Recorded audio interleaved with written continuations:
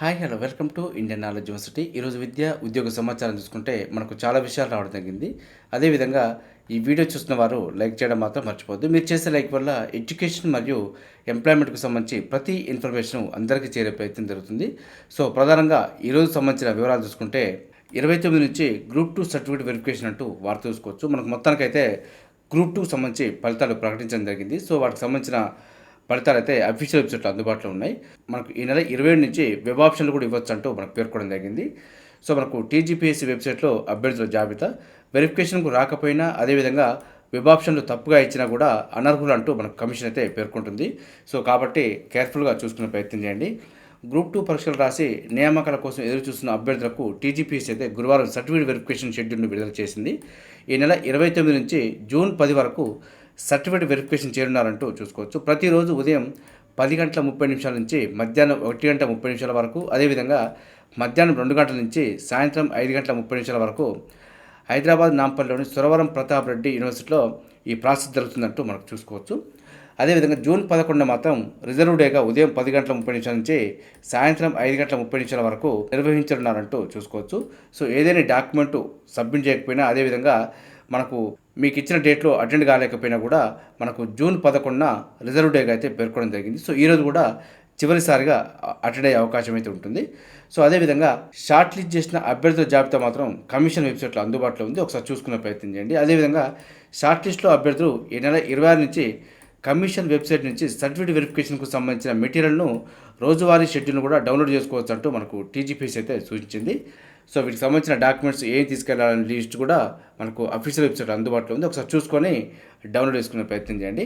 అదేవిధంగా సర్టిఫికేట్ వెరిఫికేషన్కి అయితే హాజరయ్యే అభ్యర్థులు అన్ని ఒరిజినల్ ధృవీకరణ పత్రాలతో పాటు ఒక సెట్ సంతకం చేసిన ఫోటో కాపీస్ తీసుకురావాలంటూ మనకైతే కోరింది. అంటే ఒక జిరాక్స్ సెట్ కూడా తీసుకెళ్లాలి, వాటిపైన మనం సంతకం చేసి తీసుకెళ్లాలంటూ మనకు సూచన జరిగింది.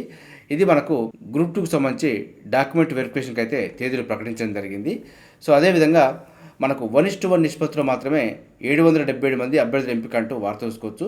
సో మనకు గతంలో 1:2, 1:3లో సెలెక్ట్ చేసేది. సో ప్రస్తుతం టీజీపీఎస్సీ చైర్మన్ అయితే 1:1 నిష్పత్తిలోనే సెలెక్ట్ చేయడం జరుగుతుంది. ఇందులో ఏదైనా వేకెన్సీ ఏర్పడితే మళ్ళీ మనకు 1:1 నిష్పత్తిలో మళ్ళీ పిలిచే అవకాశం అయితే ఉంది తదుపరి వారిని.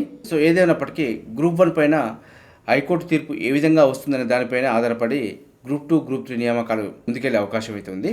సో దీనికి సంబంధించి ఏదైనా అప్డేట్ రాగానే మీకు అందించే ప్రయత్నం చేస్తాను. అదేవిధంగా 3 నెలల్లోనే జనరల్ ర్యాంకు జాబితా వెళ్ళినట్టు కూడా చూసుకోవచ్చు. కొంత ఏదేమైనప్పటికీ కొంత స్పీడప్ తోటే ఫలితాలు ప్రకటించడం జరిగింది. సో దానికి సంబంధించి డాక్యుమెంట్ వెరిఫికేషన్ కూడా ప్రక్రియ కొనసాగబోతుంది. అదేవిధంగా మనం పాటించుకుంటే సర్వేయర్లతో భూ సమస్యల పరిష్కారం అంటూ వార్త చూసుకోవచ్చు. ప్రతి మండలానికి 6 నుంచి 8 మంది అంటూ మనకు రెవెన్యూ శాఖ మంత్రి అయితే పేర్కొనడం జరిగింది.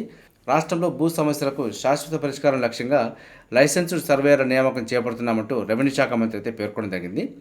తొలి విడతలో 5,000 మంది లైసెన్స్డ్ సర్వేయర్ను తీసుకుంటామంటూ రెవెన్యూ శాఖ మంత్రి అయితే గతంలో పేర్కొనడం జరిగింది. సో అదేవిధంగా దీనికి సంబంధించి దరఖాస్తులు కూడా తీసుకోవడం జరిగింది. వీరికి ఈ నెల 26వ తేదీ నుంచి ఆయా జిల్లా కేంద్రాల్లోనే శిక్షణ కార్యక్రమం నిర్వహిస్తామంటూ కూడా మనకు పేర్కొనడం జరిగింది. శిక్షణ పూర్తయిన వెంటనే ఆయా మండలాల్లో భూ విస్తీర్ణం మరియు భూ లావాదేవీలను బట్టి 6 నుంచి 8 మంది సర్వేయర్లను నియమిస్తామంటూ మనకు రెవెన్యూ శాఖ మంత్రి అయితే పేర్కొనడం జరిగింది. సో మొత్తానికి లైసెన్స్ సర్వేలకు సంబంధించి శిక్షణ అయితే ప్రారంభం కాబోతుంది. సో వీరి నుంచి ప్రతి మండలానికి 6 నుంచి 8 మందిని సర్వేయర్లను తీసుకోబోతున్నట్టు మనకు పేర్కొనడం జరిగింది. సో దీనికి సంబంధించి ఏదైనా అప్డేట్ సమాచారం మీకు అందించే ప్రయత్నం చేస్తున్నాను.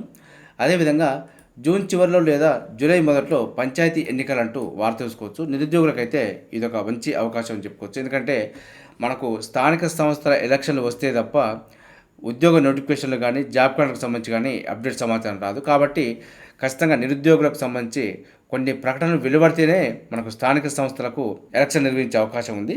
సో మనకు దానికి సంబంధించి అయితే మనం వెయిట్ చేయడం జరుగుతుంది. మనకు జూన్ లేదా జూలైలో అంటూ కొంత వార్త కూడా ఇవ్వడం జరిగింది. సో దీనిపైన ఏదైనా అప్డేట్ సమాచారం ఉంటే కొంత లోతుగా తెలుసుకున్న తర్వాత మీకు అప్డేట్ చేసే ప్రయత్నం చేస్తాను. అదేవిధంగా నోటిఫికేషన్లు ఇవ్వండి అంటూ కూడా వార్త చూసుకోవచ్చు. మనకు నిరుద్యోగులకు నోటిఫికేషన్ ఇవ్వాలంటూ మనకు బీఆర్ఎస్ నేత తుంగబాల డిమాండ్ అంటూ వార్త చూసుకోవచ్చు. మొత్తానికి మనకు ప్రతిపక్షాలతో పాటు నిరుద్యోగులు కూడా నోటిఫికేషన్లు రిలీజ్ చేయండి అంటూ కూడా మనకు ప్రభుత్వాన్ని అయితే డిమాండ్ చేయడం జరుగుతుంది. సో మన ప్రభుత్వం మనకు జాబ్ క్యాలెండర్ అదేవిధంగా కొన్ని నోటిఫికేషన్ సంబంధించి అప్డేట్ సమాచారం ఇస్తామంటూ గత కొన్ని రోజులుగా మనకు పేర్కొనడం జరుగుతుంది. సో దీనికి సంబంధించి ఏదైనా అప్డేట్ సమాచారం ఉన్నా మనమైతే ముందు చూసే ప్రయత్నం చేద్దాం.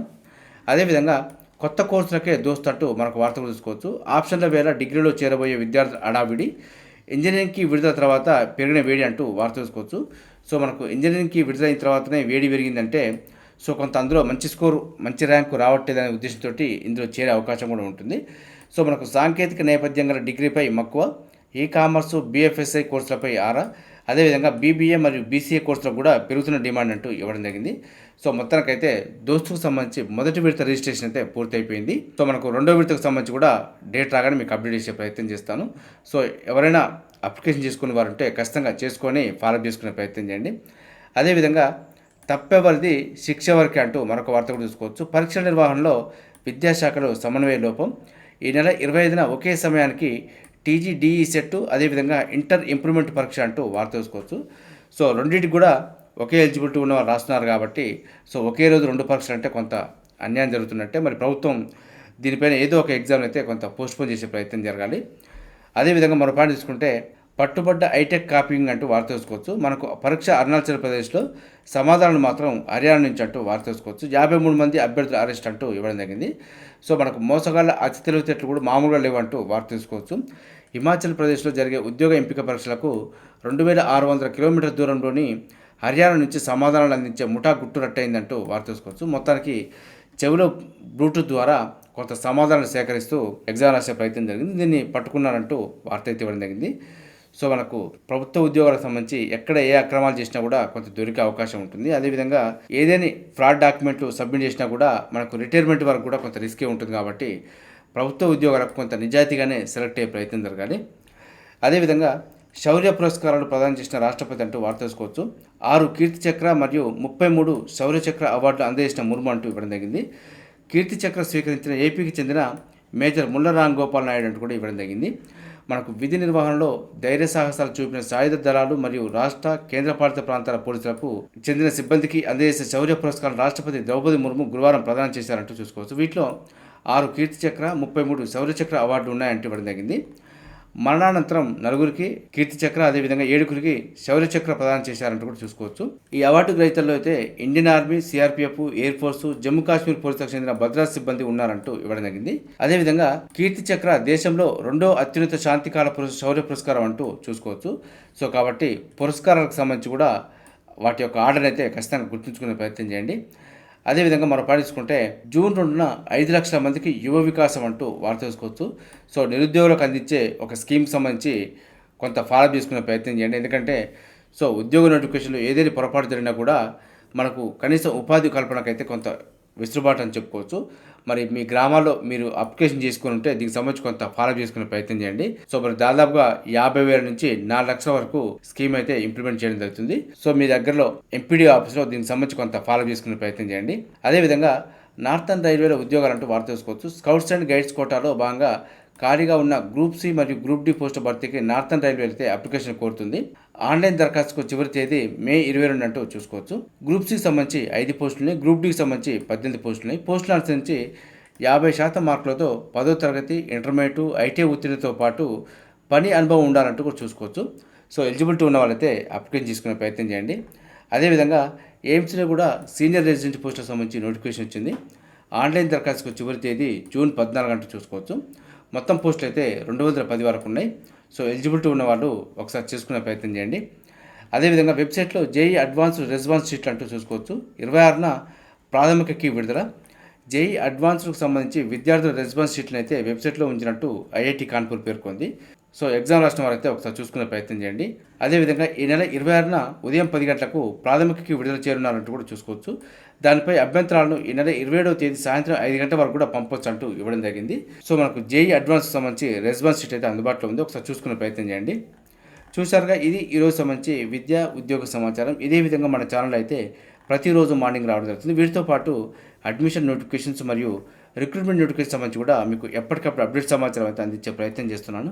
మన ఛానల్ చూస్తున్న వారు సబ్స్క్రైబ్ చేసుకొని ఫాలో అవుతూ ఉండండి. ఈ వీడియో నచ్చితే లైక్ చేయండి, షేర్ చేయండి, సబ్స్క్రైబ్ చేసుకోవడం మాత్రం మర్చిపోవద్దు. Have a nice day.